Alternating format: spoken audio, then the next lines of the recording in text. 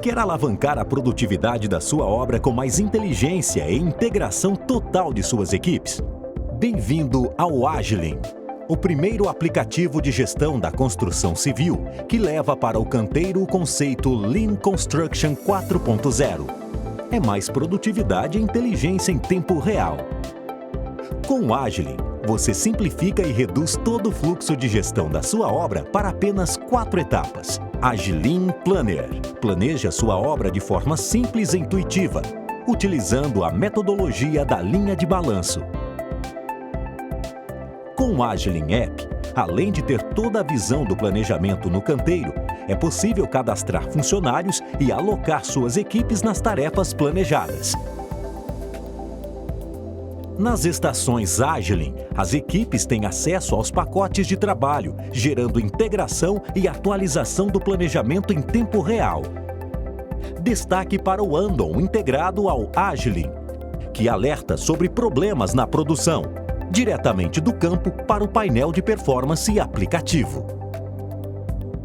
A cada pacote de trabalho concluído, receba um alerta no aplicativo para a inspeção da qualidade. Viu só? Além de reduzir processos e acelerar a produção, o Agilin gera indicadores a respeito da produção, além de planos de ação em tempo real que podem ser acessados em diversas plataformas, inclusive via WhatsApp com chatbot 24 horas. Agilin, a gestão moderna da construção civil na palma da sua mão.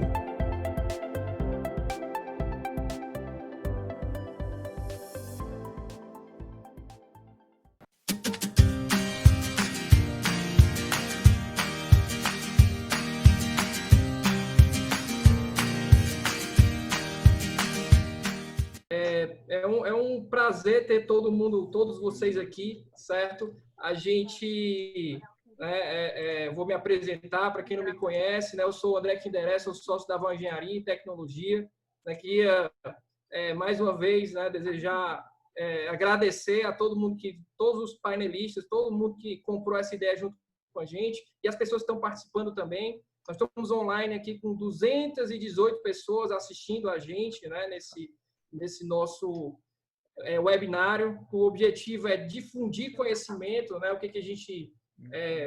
quando eu comecei a ver esse problema do coronavírus, né? E uma das formas que eu vi que a gente poderia ajudar é através desse nosso conhecimento, né? Queria agradecer também a todo mundo da Aval, que me ajudou, que ajudou a gente a viabilizar esse webinário, além dos painelistas, né? Todo mundo que está doando aqui o seu tempo, né? E, de uma forma bem objetiva, eu vou explicar aqui um pouco da dinâmica desse webinário. Cada palestrante, né, vai falar aqui 15 minutos sobre o seu tema. A gente montou uma agenda que vai desde aspectos jurídicos até passando por temas gerenciais, né, da obra e entrando no canteiro, né? Todo mundo que está assistindo pode fazer perguntas aos palestrantes. Ao final das apresentações, a gente vai selecionar algumas perguntas para vocês os painelistas estarem respondendo, né? E já indo bem direto, né, ao ponto, vamos começar com o meu amigo, né, o advogado Fábio Riluí, sócio aí do escritório Marise Riluí, coordenador do IBRADIM, que é o Instituto Brasileiro de Direito Imobiliário aqui no Ceará, que vai falar um pouco como a lei está amparando os construtores, os empreiteiros e o incorporador nessa situação, né? Eu vejo de uma forma genérica que todo mundo está falando muito em relação à comunicação entre as partes, né, como uma das chaves para mitigar esses riscos, né? E só que isso precisa ser feito de uma forma embasada. E o Fábio, que é especialista aí no assunto, né? Eu queria ouvir, Fábio, o que você tem recomendado aos seus clientes, quais são as boas práticas dentro desse contexto e o que a gente pode passar para ajudar o pessoal, né, a mitigar esses impactos, a estar se comunicando de forma correta com os contratantes e com o cliente. Passo a palavra aí para o especialista, para o Fábio. E mais uma vez, obrigado, Fábio, pela participação. Maravilha. Meu amigo, abaixa a patente, aumente o salário. Todos me ouvem bem? Meu presidente André Montenegro me ouve bem? Maravilha. Pessoal, antes de mais nada, é um prazer estar aqui com vocês. Apesar de ser num momento duro, difícil, realmente desafiador, tá certo?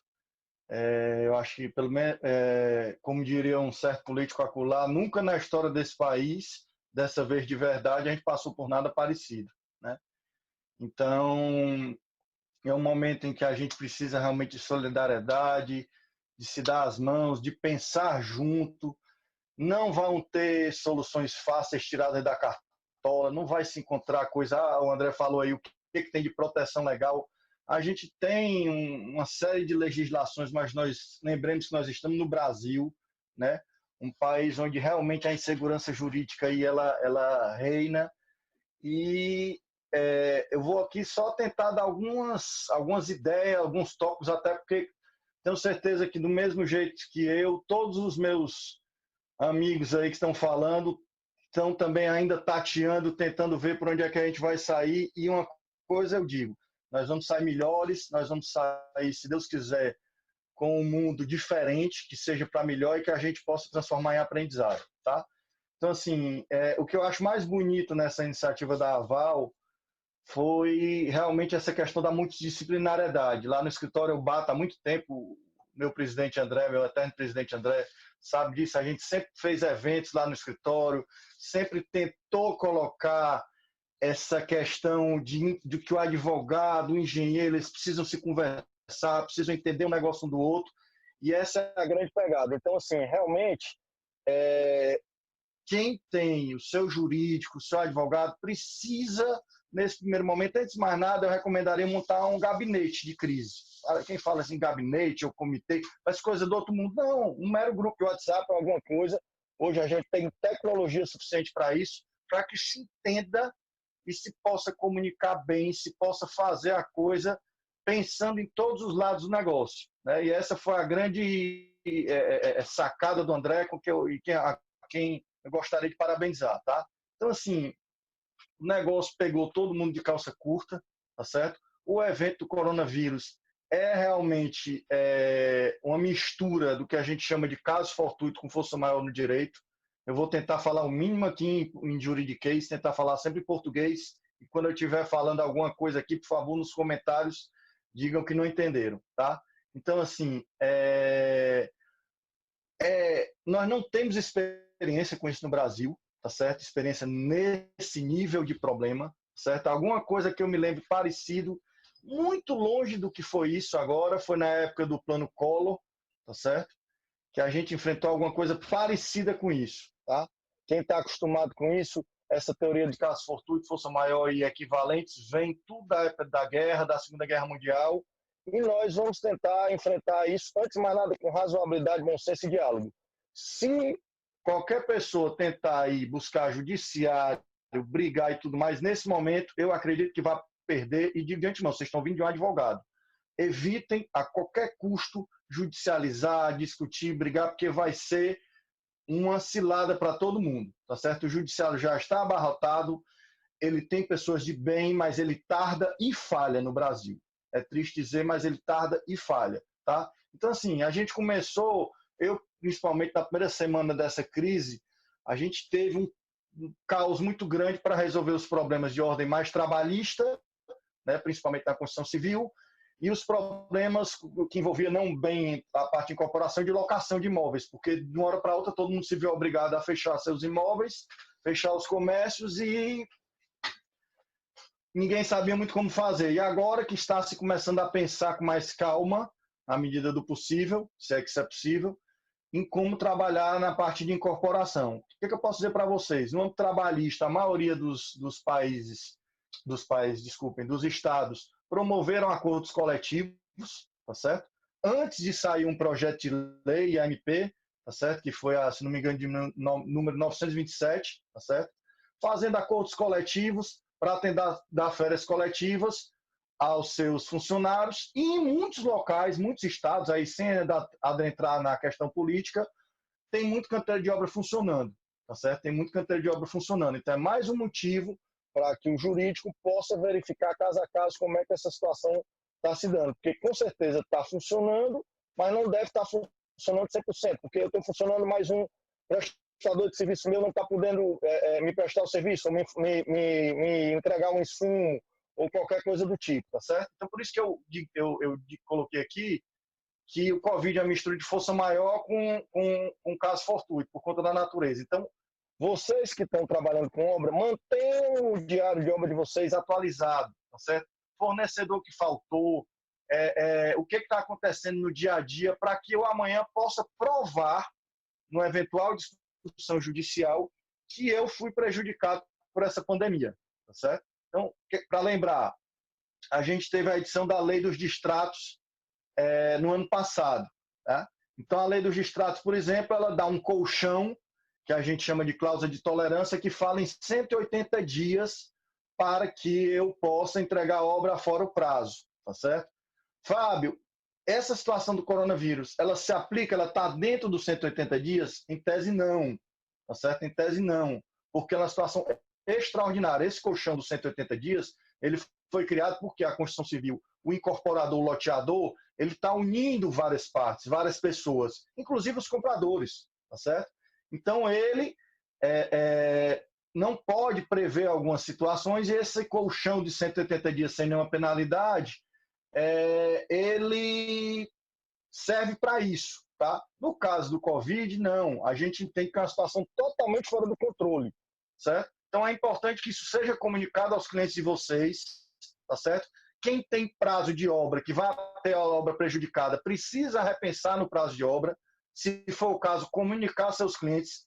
Quem tem caso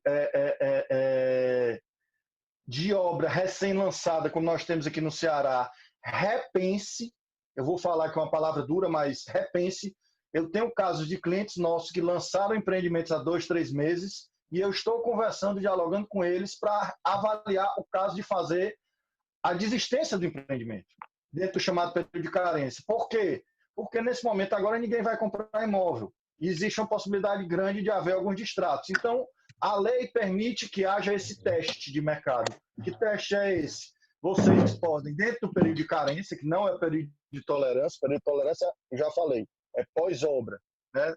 É os 6 meses de colchão para término de obra. Mas depois de lançado, você tem até 6 meses para desistir do empreendimento, do lançamento. Não seria uma desistência normal, em condições normais, mas seria por uma segurança do incorporador para que ele possa relançar e aí negociar com as pessoas que compraram. É uma coisa a se pensar. Momentos extremos requerem decisões extremas, tá certo? Do ponto de vista dos distratos, tá certo? Muita gente discutindo, falando como é que vai ser, como é que não vai ser. A gente precisa tomar muito cuidado, porque é um momento único. Nunca houve nada parecido no Brasil. Não se sabe como se vai tratar essa situação dos distratos. Em tese, quando eu falo de distrato, tem que haver culpa de uma parte ou de outra. Primeiro que o termo distrato não está correto. A lei foi apelidada de distrato, mas não é de distrato que ela fala de resolução dos contratos, ou seja, inadimplência. Inadimplência presume culpa de uma parte ou da outra.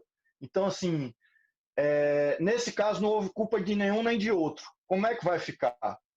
Se alguém disser que tem a resposta dada, vai estar mentindo. Tá? Então, o ideal é tentar negociar, tentar repactuar os prazos de contrato com seus clientes. Hoje nós temos um mecanismo de assinatura digital, nós temos um mecanismo de conciliação eletrônica pelos cartórios, para você evitar a discussão judicial, porque quem me garante que eu não possa fazer um distrato hoje, o sujeito vai discutir na justiça amanhã, alegando a pandemia. Então, vamos pegar a assinatura dos advogados, das partes, para mostrar que não houve, ninguém foi colocado assim obrigado a assinar ou por conta de alguma necessidade maior.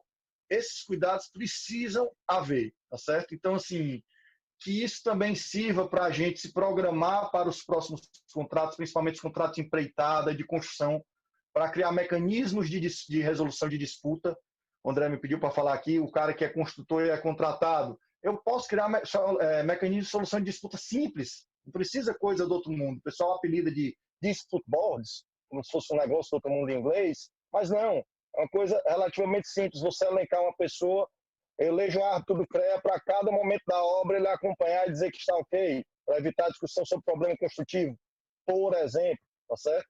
Então são coisas que a gente pode também pensar um pouco ácidos, para usar uma palavra meio lugar comum, fora da caixa, e tentar construir soluções inteligentes. Outra informação que eu queria dar para vocês, tem um projeto de lei que está em votação já, uma parte dele hoje, tá? Que é o projeto 1779, que ele deve regular algumas situações de direito. Ele ia regular, inclusive, locação, por conta da comoção que foi criada, porque eu acho que estavam colocando a coisa errada, inclusive declarando suspensão de pagamento de locação, que eu acho errado, tá certo? Tem que ter muita ponderação nessa hora, mas ele deve ser votado tratando de algumas coisas. E deve sair um pacote do governo nos próximos dias também tratando da parte imobiliária. Estão chamando, inclusive, aí de lei da liberdade econômica e imobiliária, né? Nós temos o problema político, não se sabe quando isso vai sair, mas existe essa promessa. A gente tem ouvido o presidente da Caixa, ontem ou foi anteontem, eles estão esperando o momento oportuno. Então, assim, recomendo, antes de mais nada, cautela, prudência, tente renegociar seus contratos. Esse é o momento também de vocês reverem os procedimentos de vocês. Quem está trabalhando de home office está trabalhando com informação sigilosa. A Lei Geral de Proteção de Dados deve ser adiada, a implementação dela, mas ela está prevista para começar a valer em agosto. Pensem nisso, tá certo? Pensem em todas essas situações, montem um grupo de crise e sempre avaliem todos os lados da coisa, porque se a gente for só pegar o lado legal, em tese, prevê que o contrato possa ser suspenso temporariamente ou até rescindido. E a rescisão, para todos nós, vai ser o pior caminho, porque uma rescisão dessa vai para o arbítrio do judiciário, e o judiciário é a pior solução. Tá? Eu não sei se André, ainda tem tempo para continuar aqui? Fábio, você está aí com 11 minutos, tem mais 4 minutinhos para fazer as considerações finais. Então, eu vou tentar, aqui, não, porque eu estava aqui com medo, eu vou tentar falar, acho que do tema que é mais preocupante, que é a história dos distratos, tá certo? O que é que acontece com essas situações? A gente aplica a chamada teoria da imprevisão. Esse fato do coronavírus foi uma situação imprevisível. Quando a gente estuda em direito, a gente chama isso de fato do príncipe. O que é fato do príncipe? Naquela época, antigamente, no absolutismo, o príncipe baixava as determinações de uma hora para outra, tudo mudava, né? E as relações precisavam ser revistas, tá certo? Então, imaginem que hoje ocorreu uma situação dessa, não decorreu de um príncipe, mas decorreu de um caso fortuito e uma força maior, porque tanto o governo regulamentou o que é um chamado caso fortuito, quanto houve uma pandemia, que é uma força maior. Então, tudo isso vai influenciar na interpretação dos contratos. Eu vou citar alguns dispositivos aqui legais para vocês terem ideia do que a gente está falando. Por exemplo, o artigo 317 do Código Civil diz que, se por motivo imprevisível sobrevier a desproporção manifesta, o juiz pode corrigir, tá certo? Ou seja, você pode rever o seu contrato. Mas, nesse caso, a desproporcionalidade vai ser para ambas as partes. O incorporador, que não tem que ser entendido, o incorporador, não como uma figura única, não como um banco, mas como apenas alguém que intermedia o contrato de várias outras pessoas. Por trás do incorporador está um grupo de muitas pessoas que estão sendo adquirentes. E se eu começar a ter distrato em escala, a gente vai ver a mesma crise do distrato anteriormente. Então, um pode prejudicar vários. Por isso que a lei do distratos fala que eu só posso devolver o dinheiro dessa pessoa que distratou agora depois da obra, ou em 180 dias depois do distrato, quando eu não tenho patrimônio.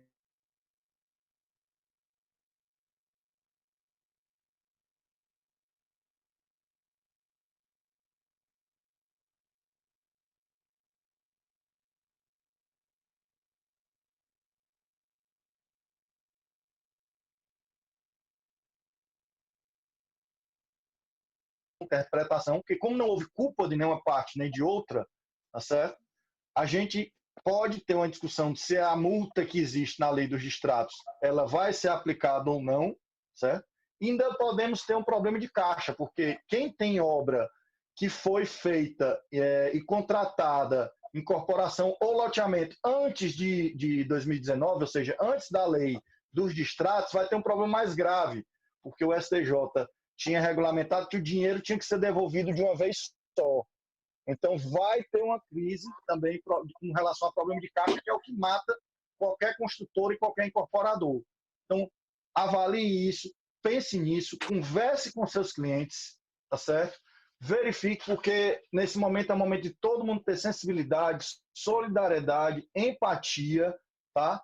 e realmente tentar buscar um melhor diálogo o máximo possível, fugir do judiciário. Tentar resolver, nós estamos, enquanto Ibradim, tentando aí montar um processo de intermediação para que a gente possa fazer conciliações hoje pelos cartórios. Pouca gente sabe disso, mas os cartórios podem fazer conciliação. Isso é um trabalho que a gente está tentando fazer, se Deus quiser já vai sair, para trazer segurança, entendeu? Se você fizer um distrato ou alguma discussão desse tipo com o cartório avalizando, você não corre risco de contestação judicial, tá? Bom, vi aqui que meu tempo já se esgotou, realmente é muito rico, vou tentar ouvir agora os mais importantes, que sempre ficam para o final, tá? E depois estou aberto aqui aos debates, tá? Legal, muito obrigado, Fábio. pessoal. Espero Legal, que tenha colaborado aí. Fábio, muito obrigado, tá? Muito obrigado pela participação, né? O conteúdo que você passou aí tem muito valor agregado, né? Para todo mundo que está assistindo. No final a gente vai abrir para as perguntas, tá? A gente vai dar continuidade aqui, mas no final a gente vai estar abrindo para a pergunta de todo mundo. Já tem muita pergunta aí no chat, para tu ir olhando aí. Tô olhando agora, presidente. A Juliana está fazendo vestibular aqui. A Juliana está fazendo a triagem de algumas perguntas, tá? E aí no final a gente vai pegar as perguntas e direcionar para os participantes, beleza? Vamos dar continuidade aqui com a nossa segunda convidada, a engenheira Natália Dios, né? Muito obrigado, Natália, pela sua presença, sua disponibilidade, aí, direto de Florianópolis, né? A Natália é engenheira, né, gerente de obras do empreendimento The Garden, da Dimas Construções. É uma obra que tem se destacado muito, ela tem apresentado muitos cases dela, né, pelas práticas de gestão, pelas inovações que elas têm implantado no sistema. É legal a visão da Dimas, né, que é uma empresa, eles se posicionaram como empresa de tecnologia que constrói, não uma construtora que usa da tecnologia. Então, isso é bem legal. E a Natália vai falar um pouco sobre a obra dela, como ela está se estruturando em relação a planejamento e plano de ataque, após a entrada dessa variável, que é essa paralisação pelo Covid-19. E aí eu passo a palavra para a Natália. Natália, fique à vontade, né, para você mostrar e passar os cases aqui para a gente. Destacando aqui, a gente está agora com 329 pessoas online. Obrigado, pessoal, pela aderência e participação aqui no nosso webinário. Então eu já vou aproveitar e vou agradecer também. Então, olha só, 300 e poucas pessoas aí que se colocaram para nos escutar, para saber o que está sendo feito ali por fora. E te agradecer por me convidar para participar desse webinário.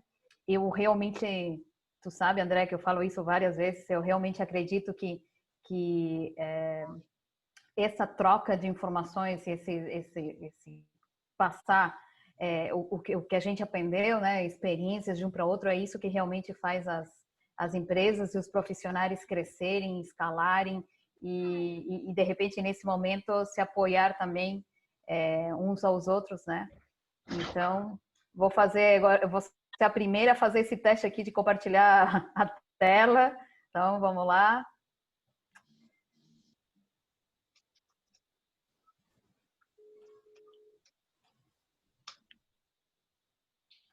Foi, Natália? Tudo certo? Foi? Tudo certo? Foi. Então tá bom. Bom, o André já me apresentou, eu sou a engenheira Natália, sou gerente de obras da Dimas. Eu sou engenheira de produção civil, me formei na Universidade Federal de Santa Catarina, aqui em Florianópolis. Eu estou finalizando meu MBA de gerenciamento de obras. Eu estou atuando como gerente de obras desde 2008 e estou na Dimas desde 2015. E nesse tempo, desde que eu sou formada, eu já tenho quase 100 mil metros quadrados fazendo planejamento, execução e gerenciamento de obras. E atualmente, como o André falou, eu estou gerenciando uma obra de 34 mil metros quadrados e eu estou apoiando outras 2 obras aí. Também, né, uma que já está em execução e outra que está em fase de planejamento. E são umas obras de quase 20 mil metros quadrados cada. E, então, como o André falou, bom, a Dimas Construções ela tem 39 anos de história já, ali 190 mil metros quadrados construídos, são 22 empreendimentos. A Dimas Construções, ela tem programa de qualidade, então a gente é nível A no PVQ-PH. Isso também força a empresa a ter uma série de procedimentos que realmente facilitem esse programa de qualidade. E há 8 anos ela vem realmente investindo nessa questão de inovação. Então, foi aí que a gente se posicionou como que somos uma empresa de tecnologia que constrói. Mas enfim, o que essa frase quer dizer? O que uma empresa de tecnologia que constrói? Bom, há uns 2 anos atrás, mais ou menos, que foi quando o mercado da construção civil teve essa clara desaceleração e começou a questão da turbulência. E nesse momento a empresa entendeu que precisava mudar, que precisava ter um diferencial. E foi por esse diferencial que veio essa provocação da diretoria de como ser uma empresa de tecnologia que constrói. Entender como os processos do setor da tecnologia poderiam nos auxiliar. E foi aí que iniciamos um processo de mudança de mindset, onde todos fomos fazer curso, fomos se atualizar, fomos fazer, estudar o que eram essas metodologias ágeis que o setor da tecnologia já utilizava antes, que são metodologias ágeis, desculpa. E, inclusive, a gente foi ler livros, que eu vou recomendar para vocês. Todo mundo passou por um processo de imersão e para ler o livro Scrum, de Jeff Sutherland. Recomendo profundamente, porque é um livro que realmente auxilia muito na questão profissional e pessoal também.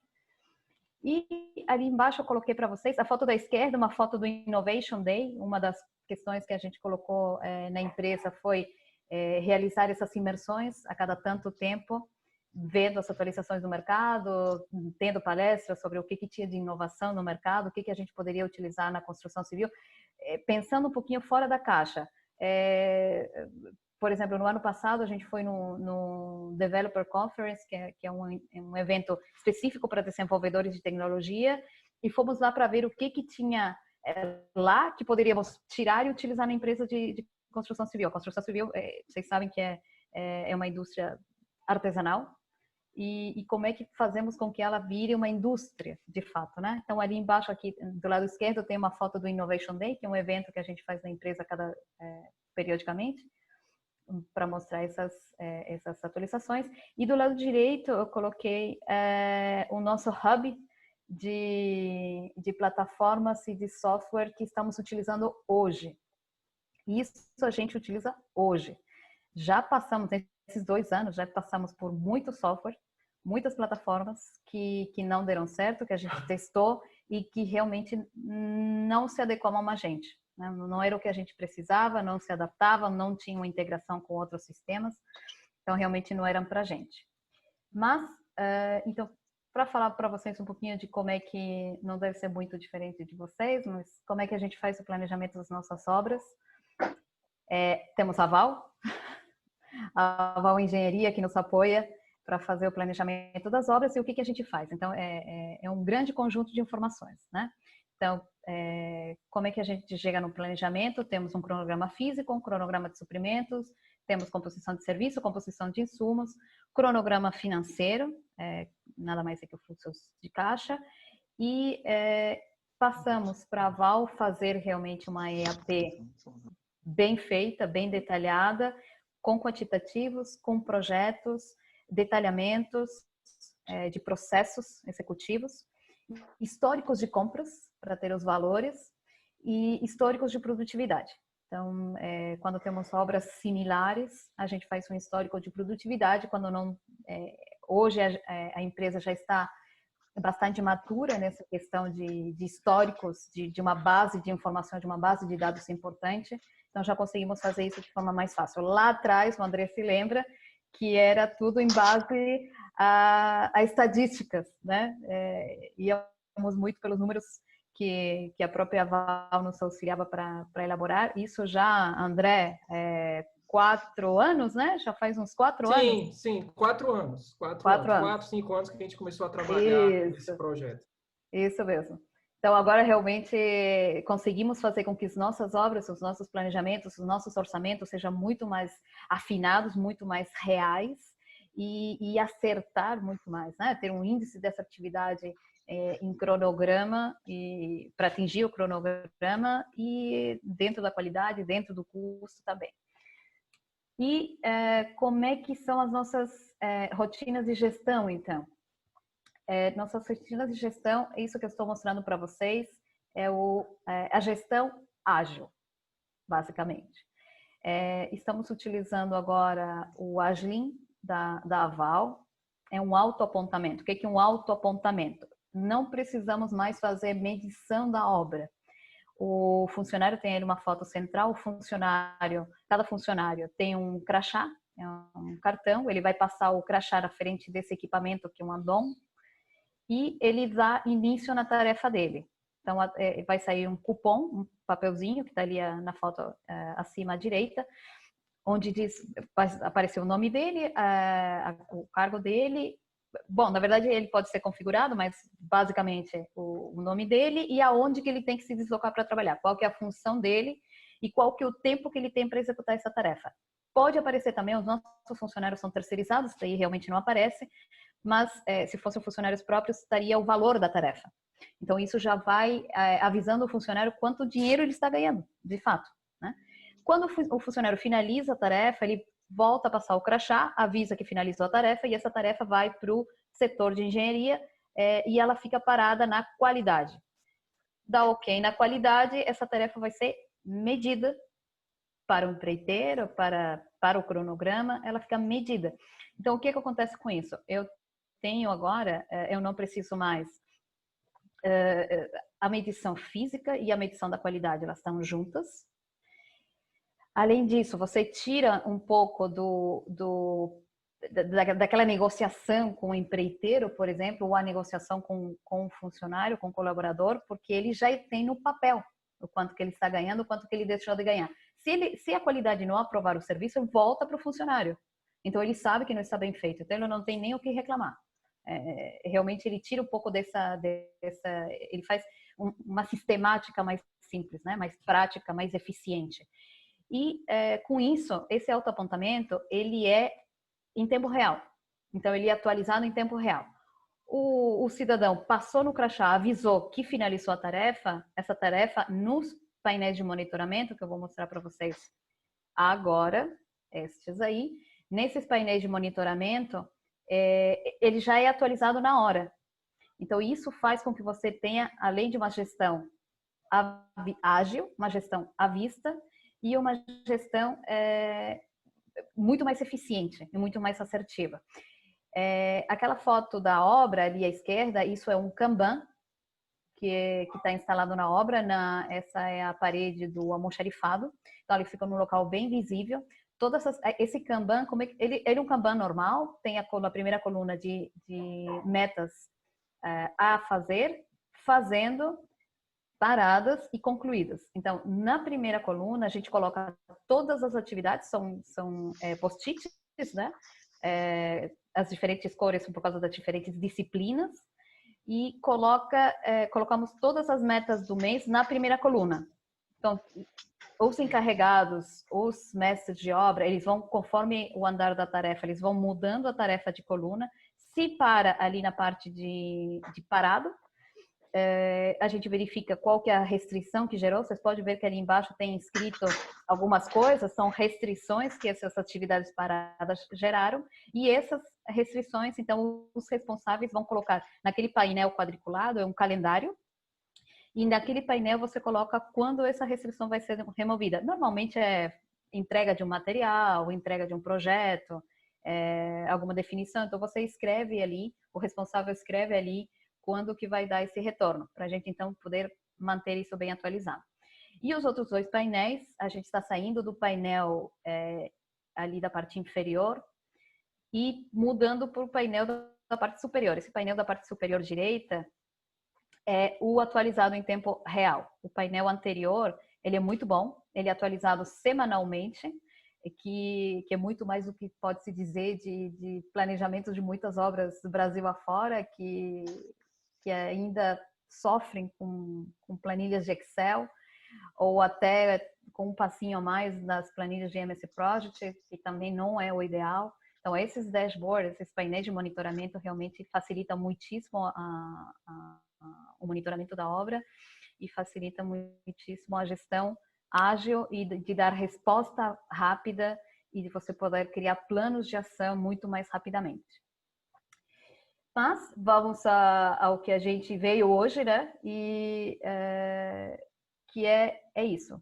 A situação que hoje nós encontramos fez com que realmente a gente precise ter uma mudança de paradigma e comecemos a imaginar uma construtora online.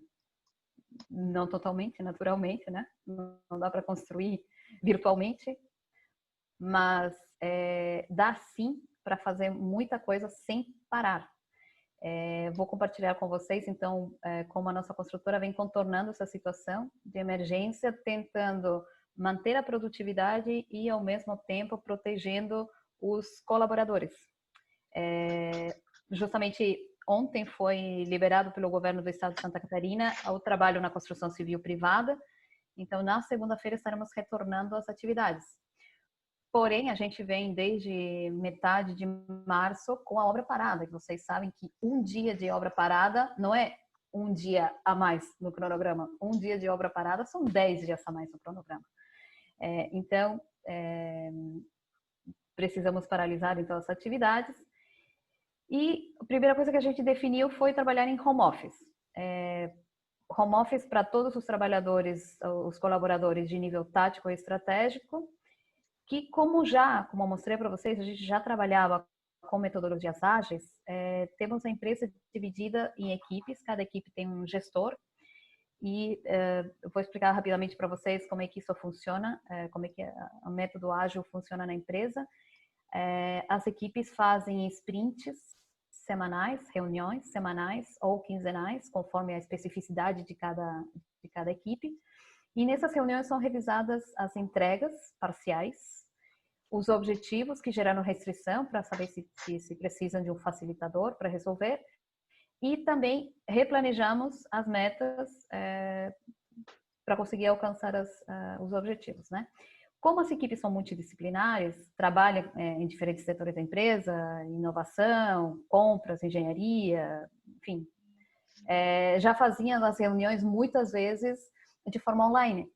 Então, já temos na empresa plataformas para comunicação online. Então, é fundamental que a empresa realmente defina que tenha uma plataforma para trabalho, uma plataforma boa, que funcione para trabalho online. Por quê? Só por modismo? Só porque é bonito trabalhar online? Não, porque isso vai economizar tempo para vocês.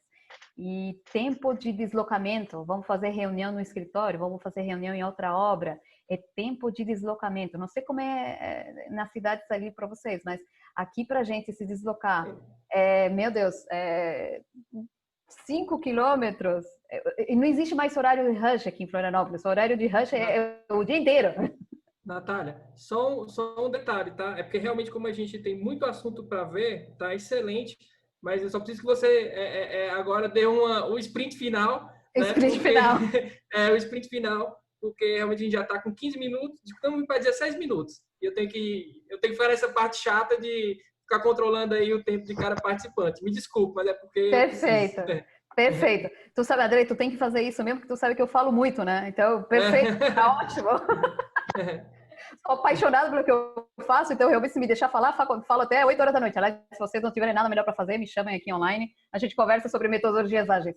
Mas então, resumindo, a empresa precisa ter uma plataforma bem robusta de comunicação online, precisa definir essas equipes, precisa definir checklists para poder acompanhar essas equipes e algumas orientações para o pessoal conseguir trabalhar online. Em que partes a gente ser produtivos? Os projetos, de novo, a gente implantou tecnologias em obra. Então, software como Constru Manager ou BIM Collab, para quem já trabalha com BIM, com projetos BIM, isso já está no DNA da empresa. Então, você já consegue realmente ter essa comunicação com os projetistas de forma muito mais fácil, muito mais dinâmica, tudo online. Então, realmente não precisa fazer reuniões. tá?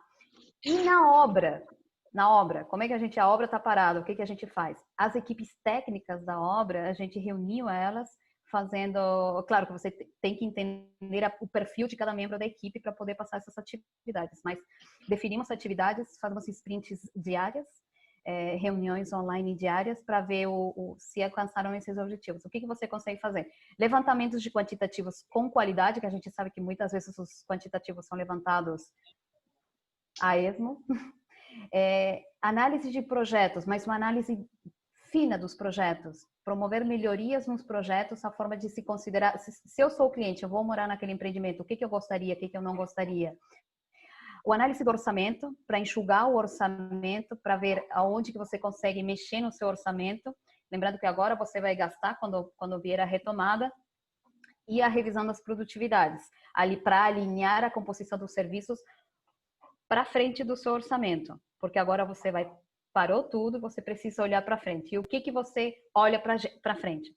Agora você precisa parar e fazer um replanejamento estratégico da sua obra.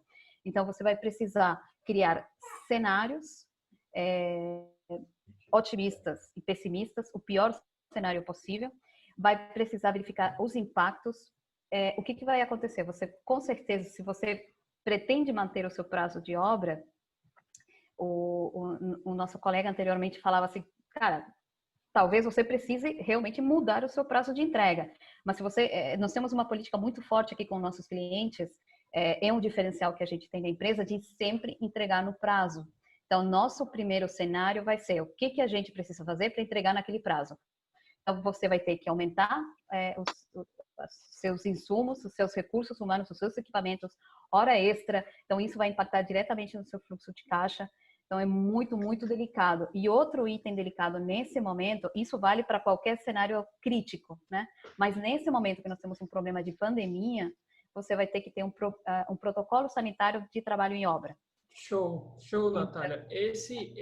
Até vou pegar a tua deixa, né? E agradecer a tua apresentação, é muito rico o teu conteúdo, porque quando você falou aí dessa questão dos processos sanitários, né, dos procedimentos que estão colocados dentro do canteiro, aí eu jogo a bola, eu vou usar isso como um link para passar a bola para outro amigo, que é o Alexandre, tá? O Alexandre, ele é um cara que é um entusiasta, engenheiro civil, né, entusiasta nessa questão do Lean Construction, né? É diretor técnico da Serrolim Engenharia, que é uma empresa que é referência nessa implantação do Lean, né? Como forma de gestão de obras e empresarial também, isso é um grande diferencial da Serrolim.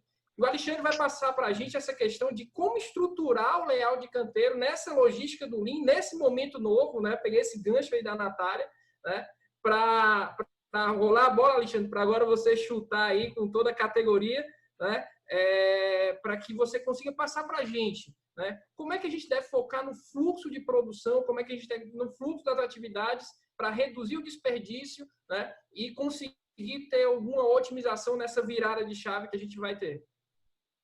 Mais uma vez, obrigado, Natália, e seja bem-vindo aí, Alexandre. Beleza, André. Boa tarde a todos. Queria primeiramente parabenizar o André pela iniciativa. Parabéns, eu acho que isso é muito bacana para gerar e transferir conhecimento para todos da nossa cadeia da construção civil, da nossa engenharia. Vou deixar registrado uma coisa aqui sobre a pandemia, né? Vamos dizer assim, a ONU, a Organização Mundial de Saúde, tem que trabalhar na origem do problema, porque assim, nos cuidando dos doentes da doença. Mas eu queria deixar registrado que nós temos que ter uma iniciativa lá na China, acabar com esses mercados, porque daqui a pouco vai ter um vírus que não vai ter jeito. Então, tem que deixar registrado isso. Nós temos que resolver a origem do problema. Se é na China, nos mercados chineses, nós temos que ir lá resolver, pressionar os nossos governos e os governos de outros países para resolver isso, para que isso não aumente, não venha outros vírus, que já vieram alguns, né? Esse já não é o primeiro. Comentar que a CEBIC fez uma publicação muito bacana sobre o coronavírus também, é importante vocês baixarem essa publicação. Tem muitas dicas boas, que nós estamos fazendo um plano de ação para a Serrolim Engenharia baseado nas dicas da CEBIC e de outras entidades como o SESI também. Mas é interessante todos terem acesso a dicas para a gente retornar ao trabalho. Vamos retornar ao trabalho com um trabalho seguro. Não, nós elencamos vários ações dentro do plano de ação para que a gente possa trabalhar de forma segura. Bem, agora aqui para o assunto, que o tempo é curto, vamos aqui para os slides. Show, Alexandre. Peço sua ajuda aí na sua gestão do tempo. Então, aqui, Perfeito. beleza?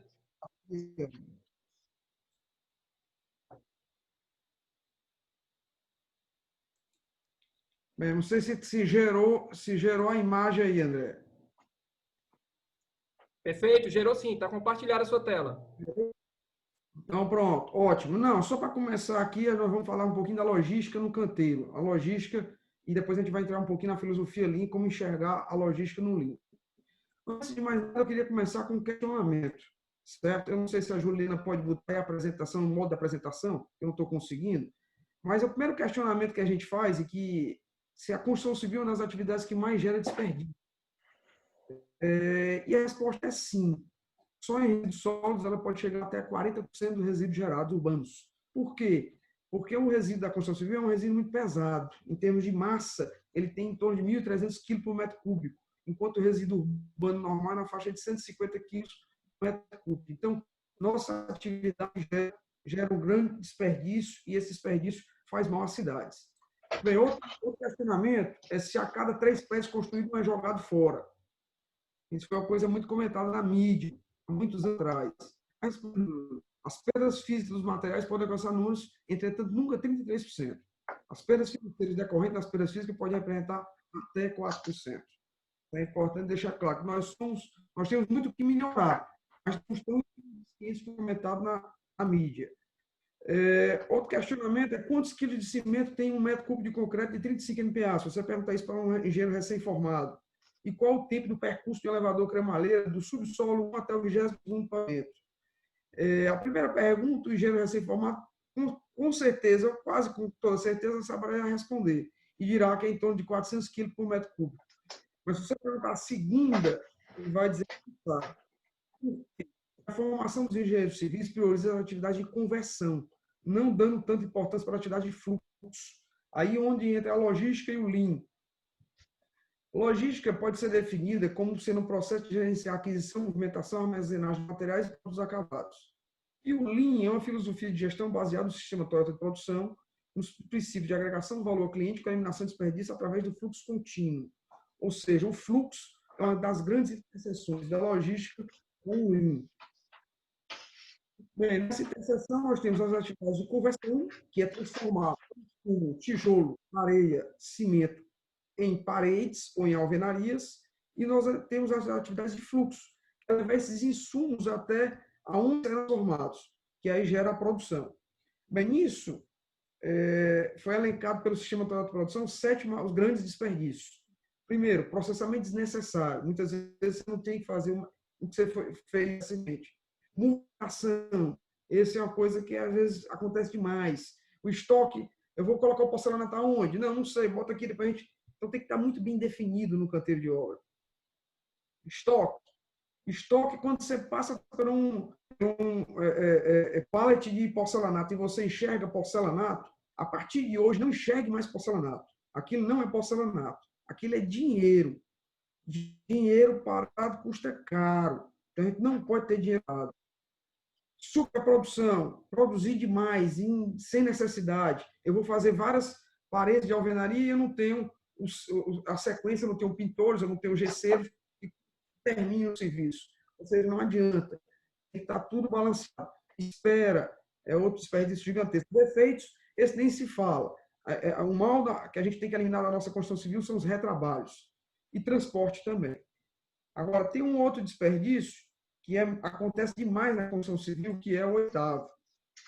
Que é o seguinte, sempre fiz desse jeito porque sempre foi assim. Me ensinaram dessa forma, então tenho feito exatamente a mesma coisa. Já entrou no automático. Muitas vezes as pessoas têm experiências ou repetições. Tem que ter cuidado com repetir experiência. Por isso que a gente defende muito o trabalho padronizado. É uma ferramenta ali onde eu vou enxergar o ciclo de produção. Eu vou entender o tempo total do trabalho auxiliar, o tempo total improdutivo e o tempo total produtivo. Vou melhorar, porque você tem duas formas de melhorar. Você tem através de inovações incrementais e inovações radicais. No momento que eu estou na construção ainda um pouco artesanal, eu tenho como melhorar muito através do trabalho padronizado, no momento da incremental.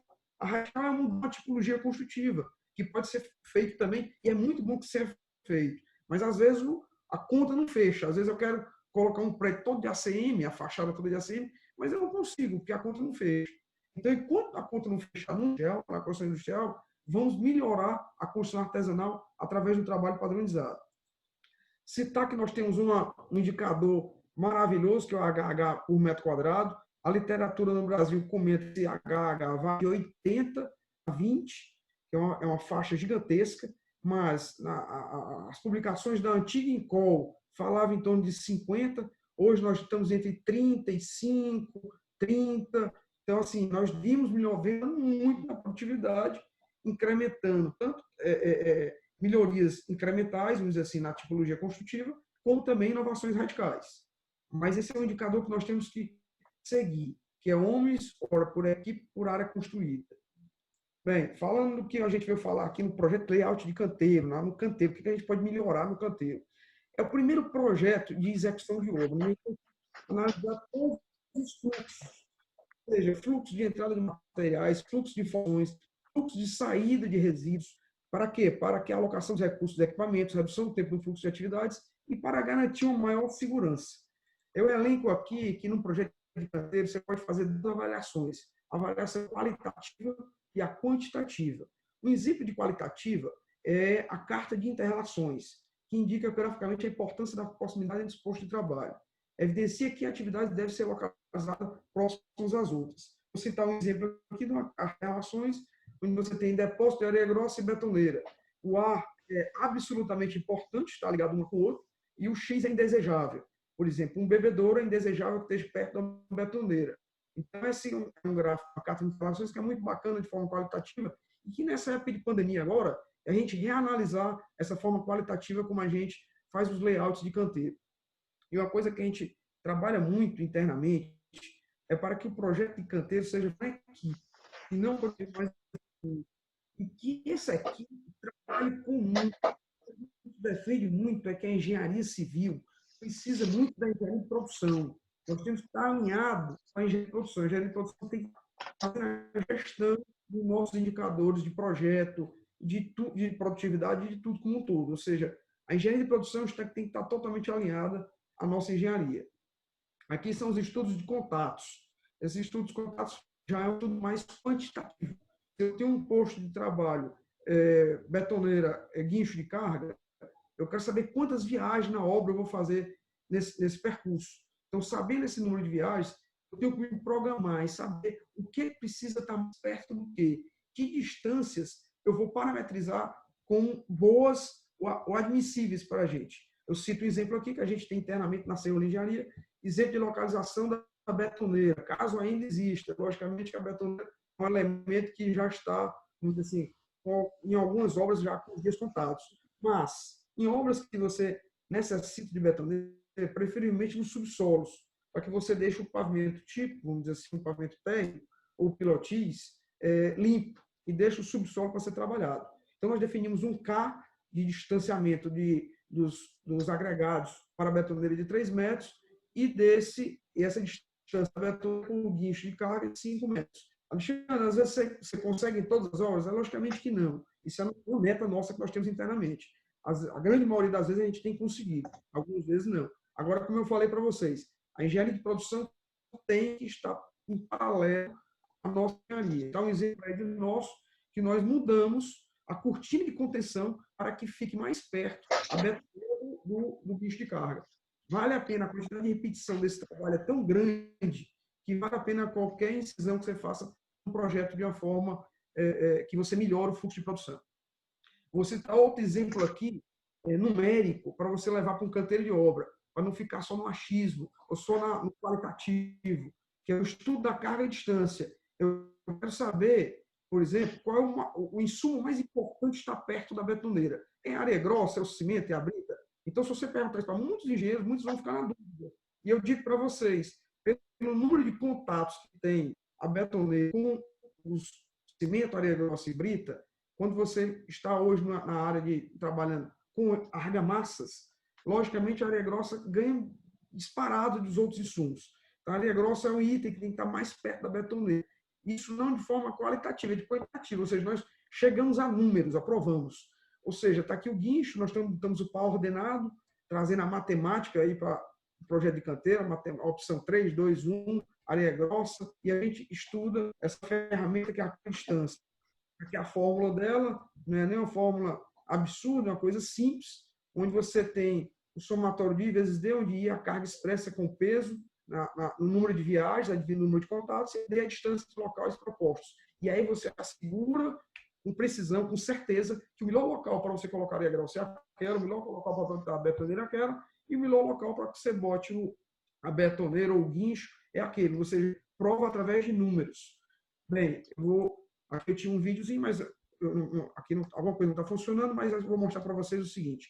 BIM, a obra e o projeto de canteiro. O BIM é outra ferramenta maravilhosa que ajuda demais no projeto de canteiro. Você visualiza as interferências, tanto as interferências de construção quanto as interferências de canteiro e de fluxo. Então, o BIM é fundamental também na etapa do canteiro.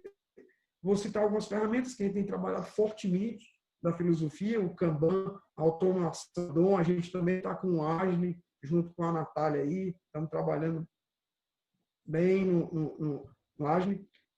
Vou citar também outra ferramenta Lean, que é o Pokayoke, que é criado no Japão, visando zero defeito, as ocorrências de defeitos, falhas humanas, citar as principais falhas humanas, o esquecimento, entender errado, isso acontece demais, falta de identificação, nós temos que trabalhar com transparência nos processos, é um dos princípios Lean, transparência, todo mundo tem que saber tudo.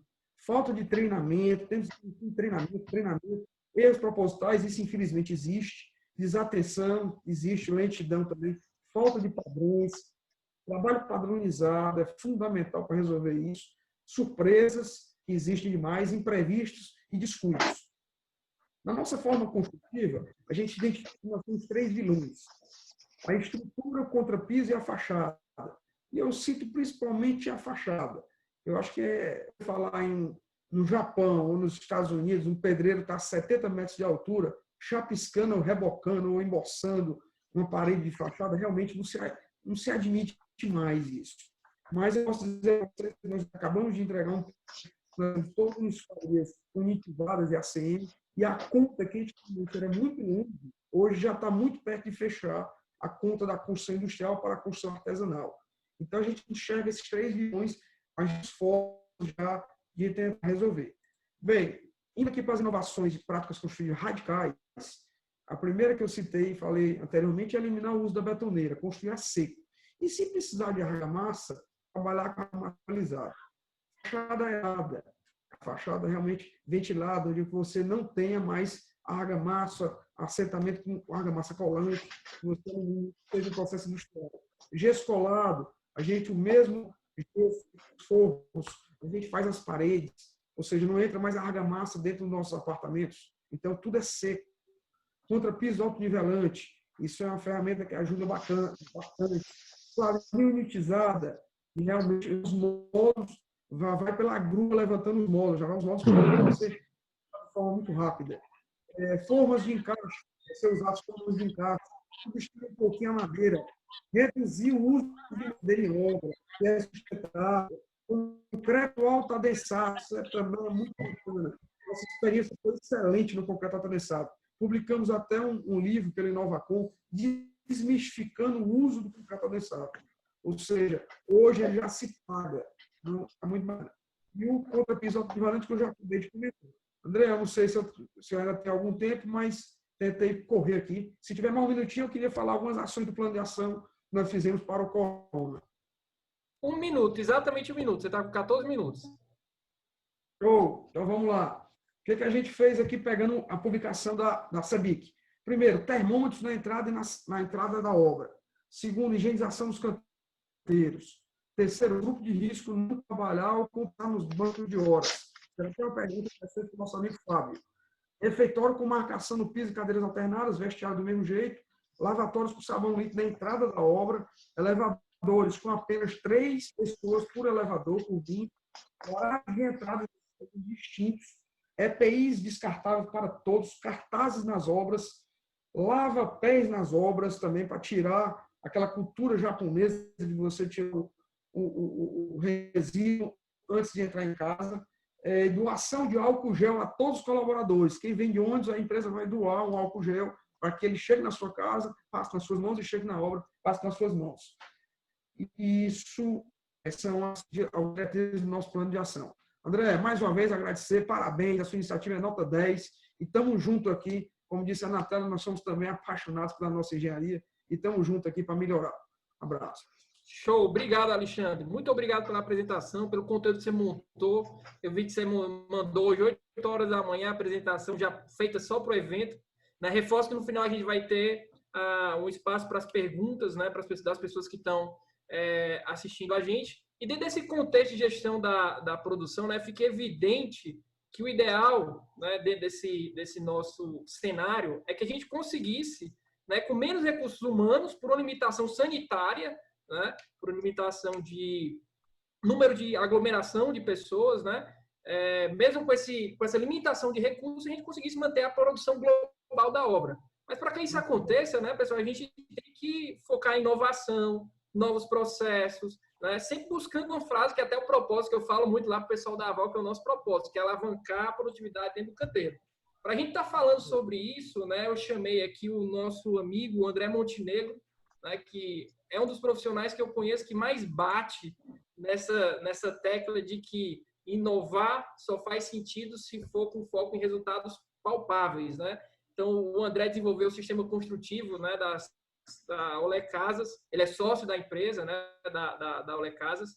E, André, nesse contexto, né, você como uma autoridade nessa questão de inovação, né, e produtividade, né, meu amigo? O que você vê, o que você está olhando, o que você está pensando, o que a gente consegue fazer para melhorar a produtividade dos nossos canteiros, né, mesmo com esse cenário, né, na verdade, tentar manter a produção, né, com um cenário onde a gente vai ter que reduzir, com certeza, os efetivos dentro dos canteiros. Boa noite a todos, boa noite aos colegas palestrantes, boa noite aos 331 participantes. Alexandre, eu vou pedir que você tire a sua apresentação para eu poder colocar a minha. Mas o que vai acontecer? Primeiro, o mundo não será mais como antes. E eu estou vendo um lado muito positivo nisso, principalmente, eu estava falando antes aqui, da gente começar, em relação às mudanças climáticas, né?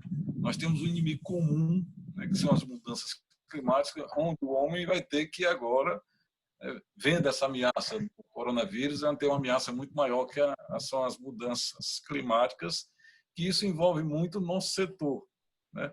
Nosso setor, através de construções arcaicas, de métodos arcaicos de construção, de grandes desperdícios.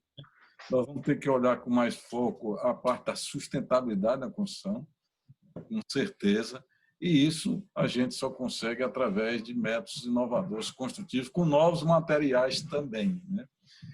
Eu sempre falo que ninguém sabe quanto é a nossa produtividade, ninguém consegue medir a produtividade na construção civil. O negócio é uma incógnita muito grande, né? Você consegue medir através de alguns serviços, muito pontualmente. Outra máxima também, você não pode melhorar, né, o que não pode ser melhorado, minha gente, né? Por mais que você se esforce, existem métodos construtivos que você não consegue mais tirar dele a produtividade que a gente almeja para o mundo moderno como ele está, né? Semana passada teve um webinar sobre a China. A China, até 2030, todas as obras, por obrigatoriedade, têm que ser pré-fabricadas, né? Singapura também motiva muito, inclusive, agrega valor às construções pré-fabricadas. Então, você só consegue ter produtividade quando você tem um processo altamente controlado, né? Com previsibilidade, né?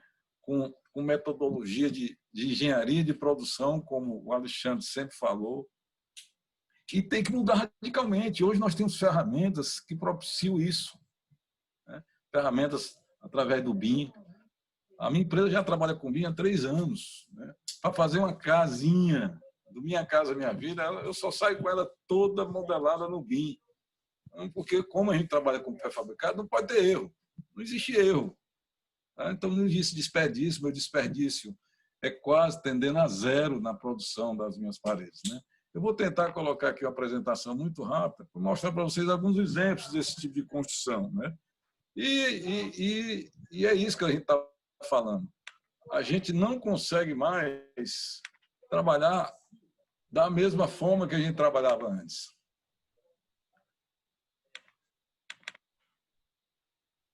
Apareceu aí, Alexandre? Apareceu, André, tudo certo. Ok. Não, essa é uma obra que nós fizemos agora recentemente, aqui em Maranguá, uma obra do Minha Casa Minha Vida, que são, na realidade, são 240 apartamentos para o programa Minha Casa Minha Vida no faixa 1. Tá? É uma obra foi muito desafiadora, foi a primeira obra de parede de concreto depois da norma que foi lançada em 2016. Nós contratamos aí o calculista, o escritório de pedreiro de São Paulo, foi ele que executou a norma, montamos essa fábrica que não é no canteiro e fizemos essa obra com resultados espetaculares, tá? Porque nós já tínhamos, é uma obra que nós levantamos todas as paredes e lajeamos todo com 48 pessoas, obra limpa, canteiro limpo, né? Então, como é que surgiu, né, na realidade, a industrialização surgiu com a demanda, muito parecida com essa nossa da Segunda Guerra Mundial, né? Onde precisava reconstruir aqueles países numa velocidade incrível, e isso só podia ser através da industrialização da construção civil. Então, surgiu, né, as paredes concretas, os métodos construtivos dessa época, né, com a demanda da Segunda Guerra Mundial. Mas nós paramos aí no tempo, né? Nós, no Brasil, construímos como construía os nossos antepassados, nossos bisavós. Nós não conseguimos evoluir. Nós ainda estamos na revolução, na revolução industrial. Então, nós não temos a falta de padronização e repetição dos projetos, dificuldade no controle da qualidade, instabilidade do mercado, escassez de mão de obra especializada, mudança cultural das organizações. Nós temos, quem trabalha com pré-fabricação, com alta produtividade, a gente tem que mudar o conceito dentro da empresa. É uma mudança de conceito total. A gente não tem que ter nem canteiro. O meu canteiro nessa obra foi um canteiro muito reduzido. Por quê? Porque eu era uma montadora. Eu chegava lá e montava. O meu canteiro reduziu aí para 1/3 do que eu era um canteiro tradicional para uma obra desse tipo. Então, você tem que transformar o seu canteiro em uma linha de montagem. É claro, cada obra tem a sua especialidade. Então, nós desenvolvemos um sistema construtivo, que nós temos um DATEC, né? Deixa eu retornar aqui, o sistema OLE, que nós passamos aí 6 anos para aprovar isso no Ministério, antigo Ministério das Cidades, hoje o MDR, para aprovar esse sistema. Nós já estamos com eles há 10 anos e já renovamos ele por mais 3 anos. Para vocês terem uma ideia, o sistema está consolidado mais de 2 anos e eu tenho que passar por todo o processo novamente de renovação. Esse é o nosso país, né? Que o inovador ele tem status de bandido. Às vezes eu entrava na Caixa Econômica com o meu DATEC com as mãos levantadas, que eu não ia assaltar ninguém, que eu não ia matar ninguém. Porque as pessoas não acreditam na inovação. Você, quando pensa fora da caixa, todo mundo não quer sair da zona de conforto, né? Então, nós desenvolvemos um sistema, já fizemos mais de 15 mil, quase 20 mil unidades, né? Agora, tudo no BIM, minha gente. A gente só trabalha no BIM. Tá? O BIM é a nossa ferramenta, né? Tanto que nos nossos escritórios, aqui também é outra ferramenta que nós desenvolvemos um sistema para a fábrica, onde todos as nossas paredes, os nossos pilares, tem QR Code com rastreamento total, resistência de concreto, quem vai levar, que dia vai ser montado, tudo rastreado. Esse sistema foi desenvolvido lá por o nosso pessoal, tá? E aí a demanda de habitação, isso aí todo mundo já sabe, está cansado de saber. Oportunidades do pré-fabricado no Brasil, otimização de mão de obra, valorização da sustentabilidade, isso aqui vai ser uma máxima. Programa de habitação social, que tem muito, aí você tem demanda, e a tendência é voltar às habitações sociais com esse problema aí do novo corona, né? Vai se fomentar. Eu tenho participado de muita live com o MDR, com a Caixa, e vamos soltar dinheiro agora para a construção novamente. Aumento do fluxo de recursos a norma de desempenho, o SINAT, que você, com essa padronização, você consegue seguir a norma de desempenho muito melhor do que com outros sistemas construtivos, né? Então, as etapas do processo, análise de demanda, realização de orçamento, compatibilização de projetos, que a gente faz isso muito bem com o BIM, início da fabricação, carregamento e transporte de painéis, montagem e a finalização. Uma das grandes vantagens dessas nossas fábricas itinerantes é que elas são muito baratas. Às vezes você pensa que industrializar é um negócio muito caro. Com esses painéis moldados nessas fábricas, que a nossa fábrica Olé, você não precisa. Por exemplo, eu monto uma fábrica no local da obra. Eu não preciso comprar o terreno, eu não preciso ter uma central, tudo é alugado. E eu consigo colocar uma fábrica, uma linha de produção, e no máximo 10 dias eu já estou conseguindo fabricar casa em qualquer lugar do Brasil. A gente já fez mais de quase 20 mil unidades dessas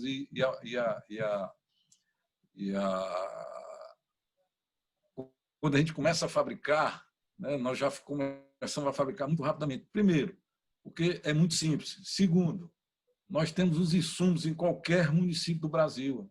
A nossa tecnologia, a Olé, ela é tijolo, areia, aço e cimento. Então, não tem qualquer município do Brasil. Então, é muito rápido, você consegue realmente, e você não tem uma rejeição cultural em cima também da tecnologia, né? Então, eu tenho fábricas fixas, fábricas itinerantes, né? Eu já cheguei a fabricar 28 casas por dia em uma obra nossa, né? Então, a velocidade do sistema é muito grande, né? Muito grande. Então, é obra sustentável, velocidade industrial, dispensa de mão de obra especializada também, e eu consigo reduzir, em alguns casos, 75% da mão de obra. Tá? Essa é a obra lá de Maranguape, que nós fizemos com parede pré-fabricada de concreto, né? Obra limpa, fácil, com pouca gente. Estou sendo rápido, vai ver se dá tempo de apresentar tudo. Essa aqui é a parede Olé. Tá? Isso é uma montagem de umas casas que eu fiz para uns formiguinhos, são 11 casas que a gente montou, enquanto o cara estava fazendo uma casa e levantando as paredes de uma casa numa semana, eu montei 11 casas numa semana com laje e tudo, né? Você vê que é viável fazer uma casa. Nós desenvolvemos uma forma universal que eu faço qualquer tamanho de parede. Aí eu consegui baratear minhas formas e dar agilidade na fabricação dessas formas. Aí você tem a qualidade das paredes indiscutível, né? Eu faço também muros, né? Hoje a MRV, eu faço todos os muros da MRV, tá?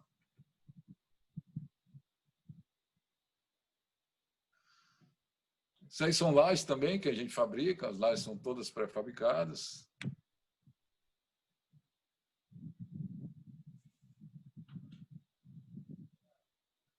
Isso é importante, né? Você vê aqui, voltar aqui um pouco.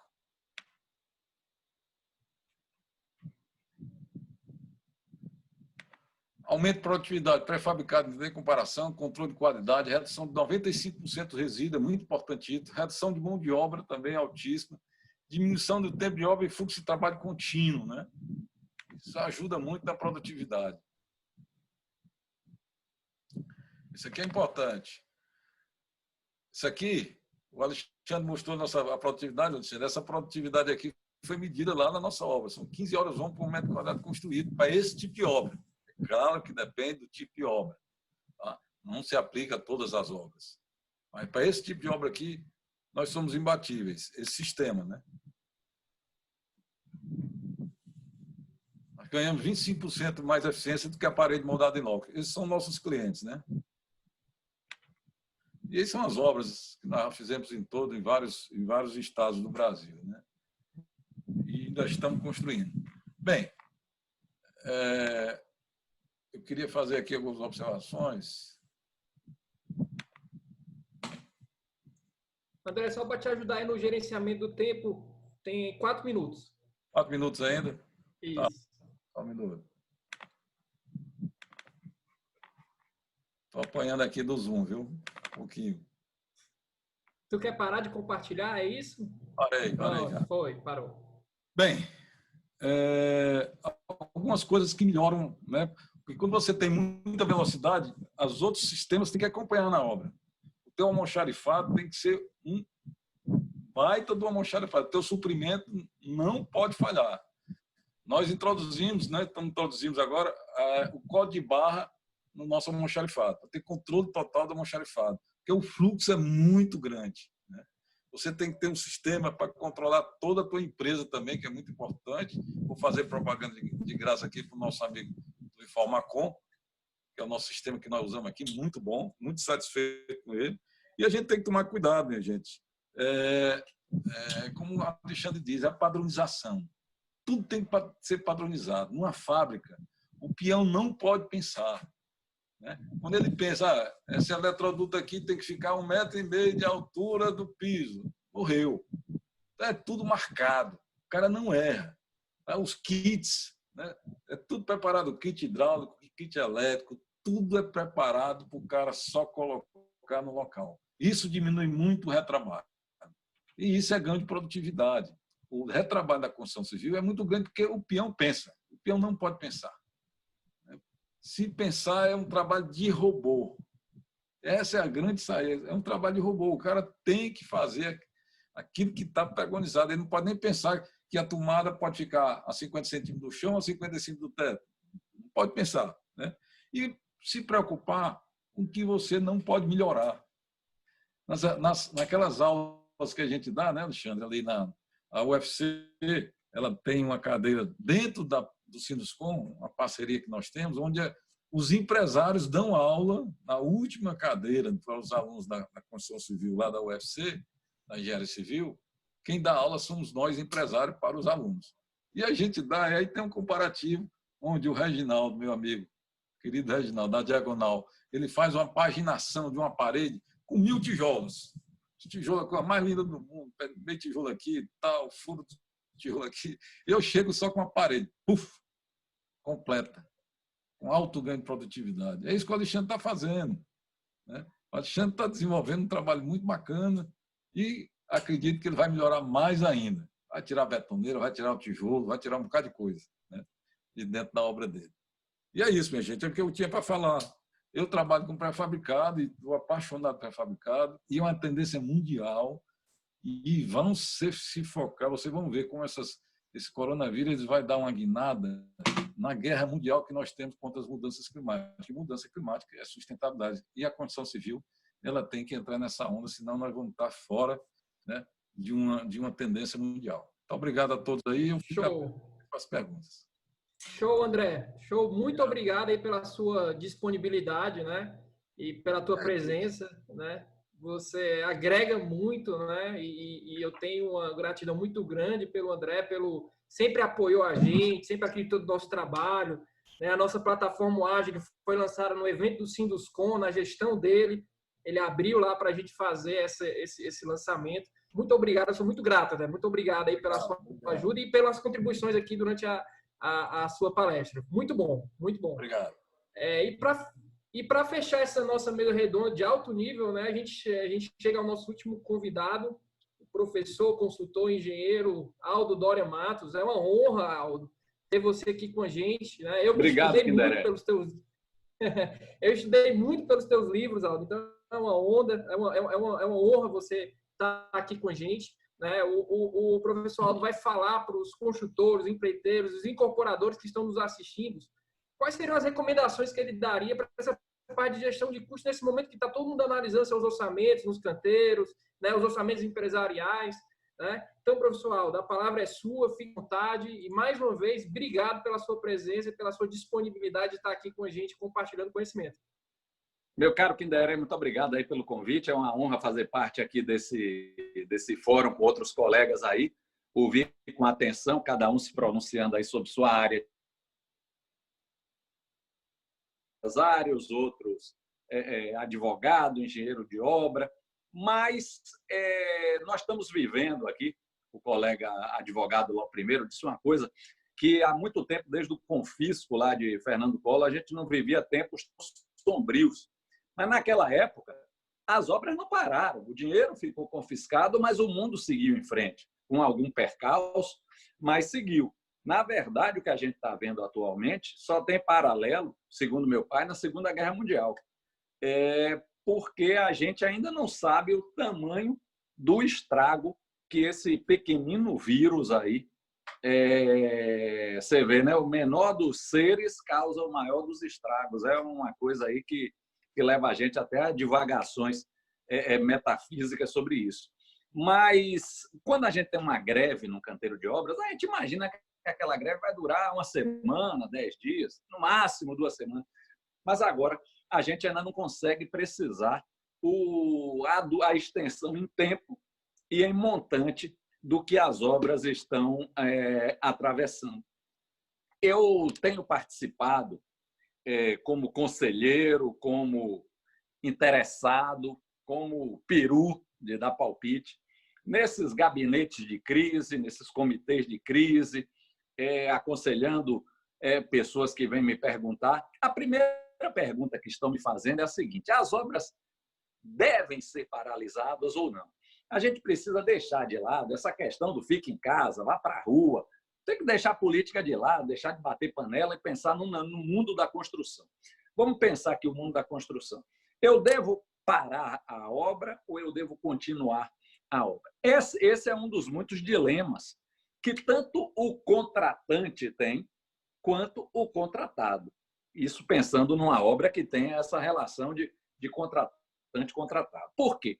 Porque se o contratante dá a ordem de parar, talvez essa ordem seja muito rígida, porque naquela determinada localidade ainda não chegou o vírus, talvez esse seja um remédio muito mais forte do que o problema que o vírus está causando. Por outro lado, se ele não dá essa ordem, ele talvez esteja também aí sendo imprevidente do ponto de vista da saúde pública, da prevenção do alastramento da doença. E do lado do construtor, é sempre necessário ver o seguinte: o construtor, e isso numa obra pública é claríssimo, não tem o direito de suspender a obra. Ele pode pedir ao cliente, ao seu contratante, que autorize que ele suspenda, porque isso aí deflagra uma série de consequências jurídicas, de custo, etc. O que eu estou vendo, estava até lendo no Estadão, hoje cedo, uma matéria de que o Poder Judiciário vai ser inundado aí por casos de reequilíbrio econômico dos contratos. Uns vão dizer, o meu contratante tem que pagar por esse caso, por esse custo extra que eu vou ter. E outros defendem o força maior, que é cada um arca com a sua conta, cada um fica com o prejuízo que essa pandemia causou. Mas antes disso, é preciso a gente ver o seguinte: para o contratante, é interessante seguir a obra? Eu tenho alguns casos aqui entre clientes e entre empresas com as quais eu converso. Uma delas é o seguinte: talvez agora, com a paralisação e a consequente estagnação do comércio, já não seja tão necessário uma fábrica aumentar o seu centro de distribuição. Você concorda comigo? Que talvez não seja a hora do cara alocar essa soma enorme de dinheiro para aumentar um centro de distribuição logística, quando o que a gente vai ver agora daqui para frente é justamente a retração do consumo. Então, nesse caso, talvez seja a hora do contratante e do contratado não só ficarem apresentando conta, mas decidirem os destinos gerais o destino geral daquele empreendimento. É melhor esse empreendimento a gente só fazer metade, ou a gente só fazer a fase 1, não fazer as fases 1, 2 e 3.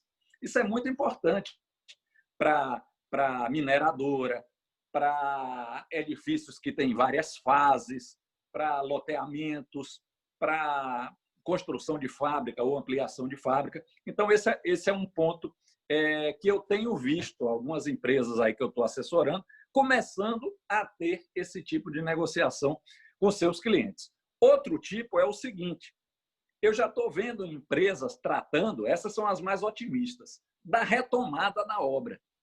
Então, a gente, pensando na retomada da obra, a gente precisa fazer o dever de casa.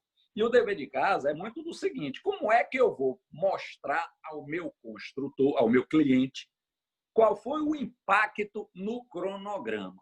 Aí a gente vem em algumas dores, e você que mexe com isso sabe disso, Kinderer. A gente mexe com algumas dores aí que as construtoras têm. Uma delas é uma dor enorme, que é não saber mexer com cronograma. Não saber mexer com cronograma. Porque agora, o que é que a gente vai ter? Eu vou paralisar a minha obra. Mas não, vamos dizer que não vai paralisar a minha obra. Eu vou apenas... As obras do DENIT, por exemplo, continuam tocando.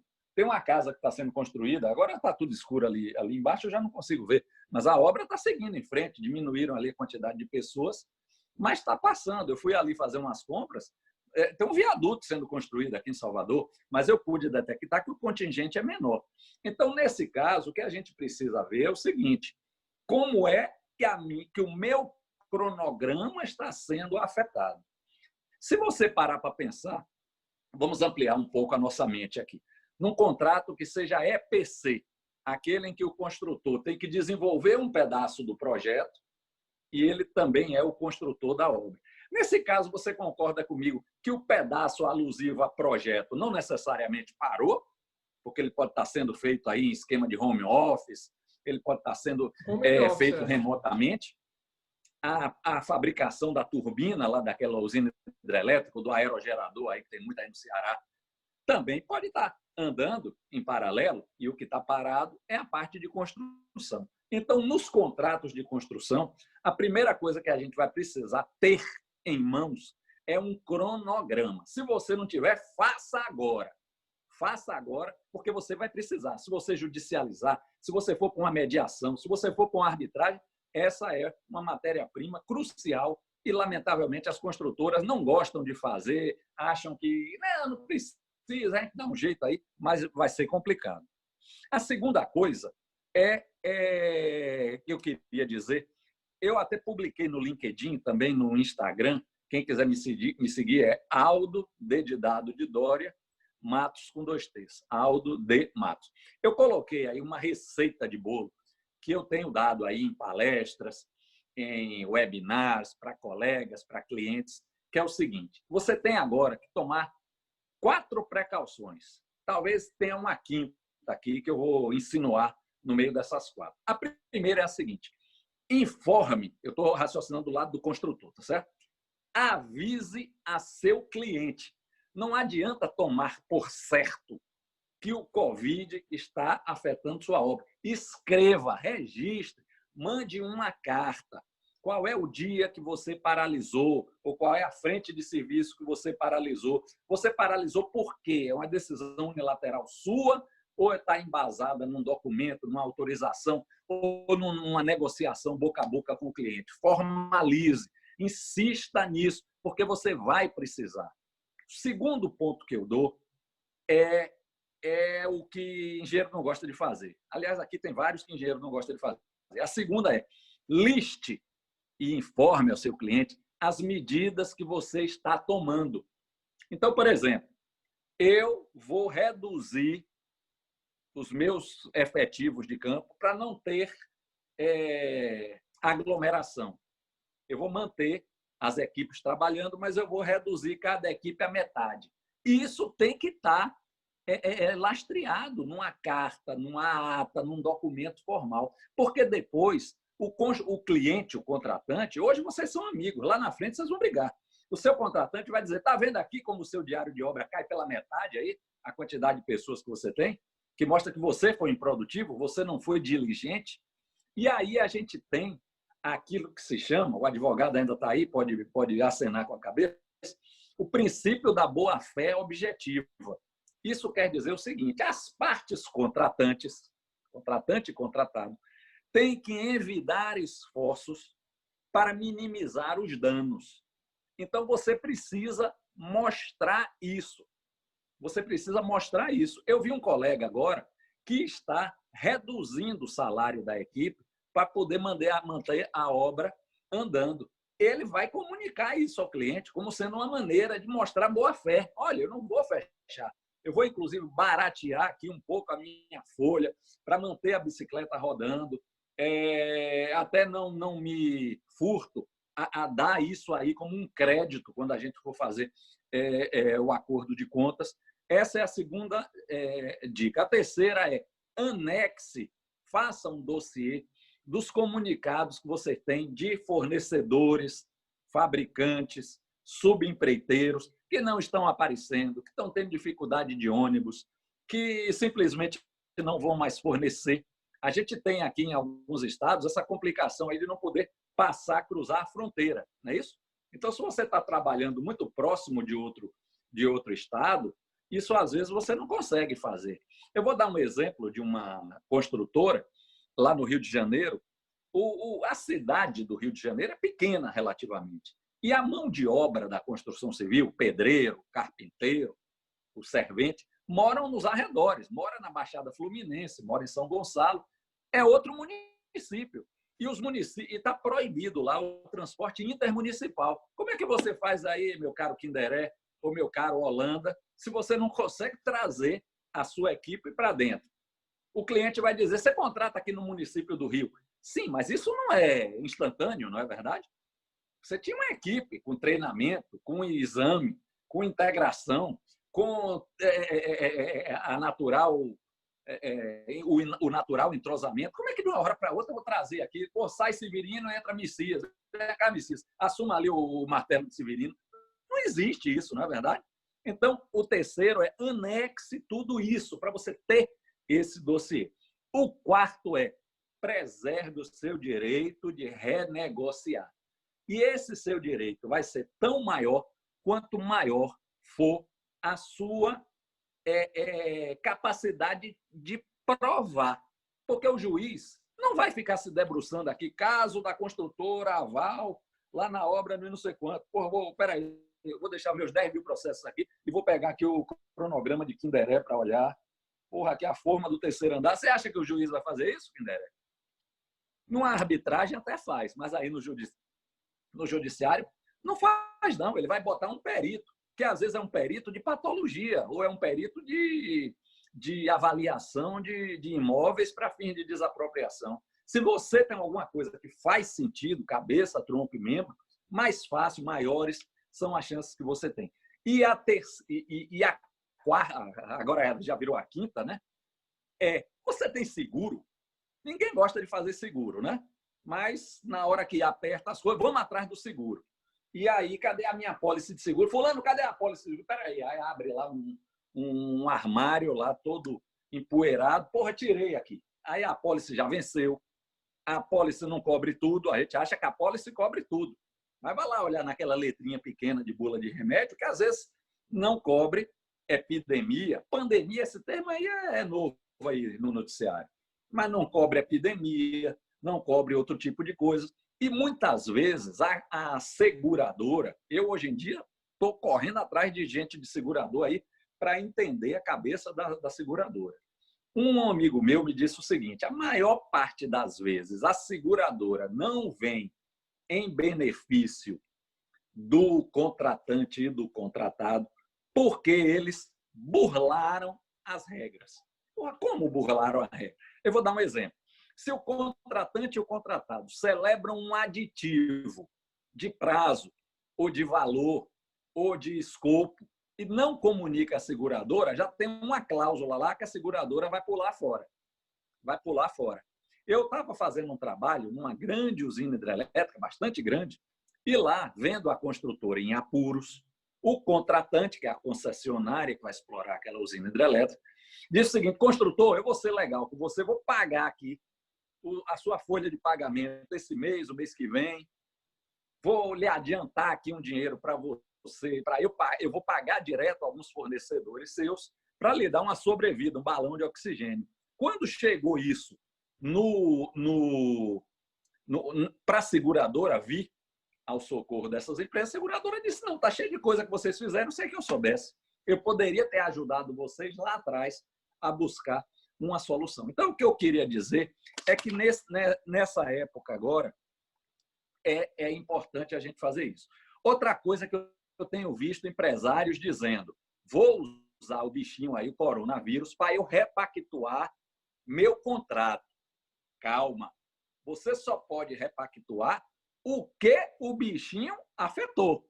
Não adianta você mudar lá o preço da limpeza e desmatamento, se isso já foi feito, você concorda comigo? Não tem como você mudar a pavimentação da rodovia toda se você já fez metade. Então, você precisa também saber fazer isso. Eu tenho recomendado aos meus clientes que tem que trabalhar com essa estrutura de centro de custos. Talvez seja a hora de você revisitar os centros de custo. Mas o que é isso? Para não trabalhar com um caixa único na obra, a gente trabalha com aqueles centros em que eu tenho quanto eu orcei para aquele serviço e vou informando ali quanto eu já gastei alusivo àquele determinado serviço. Aí, agora, talvez seja a hora de você criar um centro de custo diferente. É a escavação durante o período da pandemia. E você joga lá os custos disso. Porque depois fica mais fácil de você separar o joio do trigo. Você mostrar, olha, quando começou a epidemia, foi daqui para cá a história e não de lá para trás. Até para você depois poder dizer, veja que a minha produção era X e depois passou para Y. A colega Natália estava dizendo isso, que um dia que você paralisa uma obra, para retomar leva 10. É mais ou menos isso aí, porque a gente tem o fator da retomada. O cara não volta amanhã do mesmo jeito que ele saiu hoje, 18 horas, né? Quer dizer, ele não volta daqui a 2 dias. Tem todo um ambiente. E outra coisa, nas obras hoje em dia, mesmo as que estão andando, tem a figura do rumor. E isso também tem uma repercussão maléfica sobre produtividade. Então, vamos fazer análise de produtividade. Por que não? Eu fiz uma vez aí também numa obra grande dessas aí, para ver o efeito da retomada depois de uma greve. É muito dia. Como foi que eu fiz lá? Eu peguei qual era o volume de concreto. Era uma obra que tinha volumes normalmente altos de concreto. E eu vim vendo antes da greve quanto era, depois caiu, e após a retomada você vai ver que vai crescendo. Então eu vi qual foi o ponto em que a coisa se regularizou. E eu disse, esse foi realmente o período impactado. E aí ficou muito mais claro para as partes negociarem valores sobre esses parâmetros, que não são empíricos, não são chutados, não são eu li no jornal, eu vi no Jornal Nacional. Não, aí é engenharia de custo na veia, que é o que a gente prega e o que a gente preconiza. Se alguém quiser fazer alguma pergunta, valeu, Aldo. Valeu, Aldo. Muito bom as suas colocações, tá?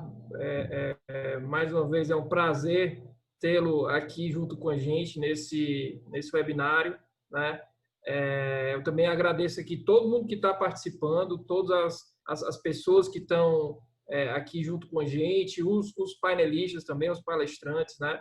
A gente já está aqui há quase 2 horas conversando, né? E aí, o que eu fiz? O que eu vou fazer aqui para que a gente... Eu não quero mais tomar aí o recurso que a gente tem, que é mais precioso, que é o tempo, né, de vocês que se propuseram a estar com a gente junto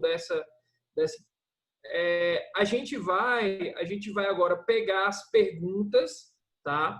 A Juliana vai fazer e vai mandar para os painelistas por e-mail, tá? Então vocês respondem, a gente tem a lista de todo mundo que está participando e a gente vai mandar, tá, para as pessoas por e-mail, né? Devido a essa questão do tempo da gente, porque assim, eu tenho medo da gente se estender muito aqui nas perguntas e também prejudicar as respostas. As pessoas que vão responder vai querer dar uma resposta às vezes curtinha, não vai entrar tanto no tema. Fala, Aldo. Posso fazer? Todo mundo aí foi propaganda de si, só eu que não fiz propaganda minha. Fica à vontade. Amanhã, você tá em casa. às 14h30, vá lá no Instagram, 14h30, que eu vou debater gestão de risco em projetos com um especialista de Portugal, um cara que tem muita experiência nisso aí, porque a partir de hoje eu tenho certeza que essa parte de risco vai estar em todo o contrato, matriz de risco, negociação de seguro, alocação de risco, quem arca com isso, quem arca com aquilo. Amanhã, 14h30, lá no Instagram, Aldo, D de dado, Matos, com 2 T's. Tá certo? Obrigado, gostei muito do convite. Perfeito. E estou à disposição aí, se alguém quiser mais alguma coisa, eu tô aqui em Salvador esperando aí a pergunta e estou às suas ordens. Legal, pessoal. Pois a gente vai compilar as perguntas, tá? Eu peço desculpa às pessoas que fizeram perguntas, mas realmente essa questão do tempo, né? Eu vou compilar, vou mandar para os palestrantes, a gente vai compilar isso depois e vai disparar por e-mail de todo mundo. A gente teve... Ok? Todo mundo de acordo? Muito bom. Dessa forma, bom, porque não fica cansativo. Nós tivemos aqui quase... A última vez que eu olhei, estava 599 inscritos, né? Então, foi eu considero um sucesso, né? Quem sabe mais à frente a gente venha fazer outro, né? Mais uma vez eu agradeço todo mundo, todos vocês por terem doado esse tempo aqui junto com a gente. O Fábio quer fazer uma consideração final. Vou abrir para cada um que alguém quiser fazer alguma consideração final para a gente encerrar. Eu vou abrir aqui o som dele. Fala, Fábio. Rapidinho, pessoal, tá me ouvindo? Sim. Sim, agradecer, me sinto feliz de estar falando coisas que às vezes a gente parece que está falando quando conversa com os engenheiros e parece que é chatice, né? Questão de risco, tudo isso aí deve vir do momento da contratação, o faseamento do empreendimento tem que ser pensado junto com o advogado, com o arquiteto, com o engenheiro, tudo que o professor Aldo falou também de mapa de risco, tudo isso tem que estar sendo gerenciado por equipes multidisciplinares, tá certo? Eu achei perfeito, parabéns pela iniciativa e queria aproveitar também para fazer uma propaganda, mas não minha, mas de um outro negócio que é muito interessante e que todos podem ter acesso, inclusive agora gratuito, a conteúdo, ao IBRADIM, Instituto Brasileiro de Direito Imobiliário, certo? www.ibradim.org.br. Nós estamos com vários materiais lá, conteúdos das mais diversas áreas, e agora, nesse momento da pandemia, nós estamos abrindo a sociedade para que todo mundo possa ter acesso. Então, eu sou engenheiro, tem muito material sobre as mais diversas áreas e eu acho que vale a pena acessar. Queria mais uma vez agradecer, parabenizar vocês, mandar um abraço aqui para a minha equipe aqui do escritório, que eu vi que está aqui me assistindo, e que sejam o primeiro de vários, tá? Um abraço. Valeu, pessoal. Mais alguém tem alguma consideração final? Quer deixar um recado final aí para o pessoal que está assistindo? André, se tu me permitir, então eu queria aproveitar mais um minutinho. Eu juro que é só um minuto. Eu realmente, a palestra tinha muito conteúdo e eu realmente gostaria de ter sido um pouco mais prática. Então, quem quiser fotos, vídeo, quiser conhecer mais, quiser conhecer como é que a gente está implantando as tecnologias, eu vi por aí que alguém perguntou, tá, mas investir em tecnologia tem retorno? Tem retorno, a gente tem números, tem indicadores. Então, mandem e-mail, mandem perguntas aí e tenho certeza que o André vai passar o contato. André, parabéns. Ficou excelente. Excelente nível da palestra. Obrigado. Queria agradecer também a todos, parabenizar todos os palestrantes, ao Alexandre, presidente, Fábio, o Aldo, parabéns, Aldo, Natália também. Andrezinho, parabéns pela iniciativa. Valeu, sempre André. Aqui para ajudar todo mundo. E que venha, né? Show. Obrigado, pessoal. Obrigado. Ok, pessoal. Então, mais uma vez, Alexandre. Todos aí, a você aí, essa grande iniciativa. E estamos juntos. Para gerar e transferir conhecimento, nós estamos do seu lado sempre.